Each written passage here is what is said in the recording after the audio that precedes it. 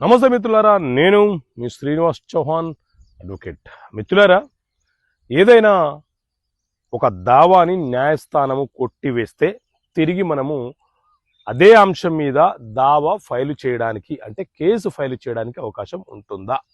So మిత్రులారా, మన దేశంలో సివిల్ వివాదాల పరిష్కారాల కోసం సివిల్ ప్రొసీజర్ కోడ్ అనే ఒక చట్టం అమల్లో ఉన్నది. ఈ చట్టం ప్రకారంగా సివిల్ న్యాయస్థానాలు సివిల్ వివాదాల పరిష్కారం కోసం విచారణలు చేస్తుంటాయి. అయితే ఈ సిపిసి సివిల్ ప్రొసీజర్ కోడ్లో మనకు 158 సెక్షన్స్ ఉంటాయి, అలాగే 51 ఆర్డర్స్ ఉంటాయి.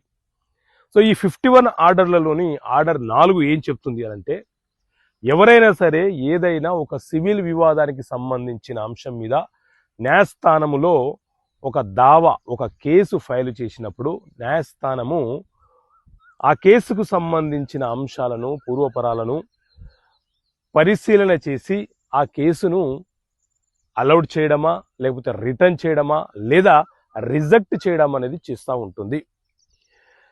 లేదా అలౌడ్ చేసిన తర్వాత న్యాయస్థానం విచారణ చేసి కేసును డిస్మిస్ చేయవచ్చు.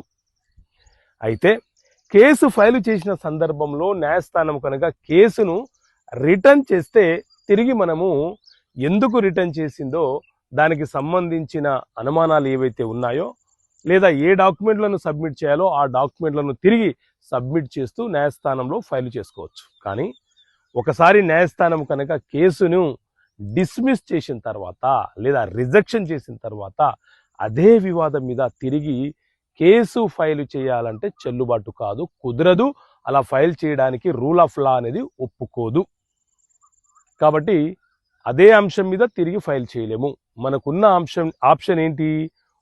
ఒక న్యాయస్థానము ఆ కేసును కొట్టివేస్తే, డిస్మిస్ చేస్తే మన ముందున్నటువంటి ఆప్షను పై న్యాయస్థానములో అప్పీల్ చేసుకోవడము.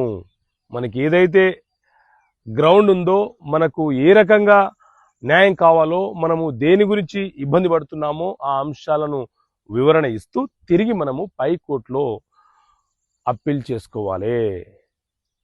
ఓకే మిత్రులారా, థ్యాంక్ యూ. జై హింద్.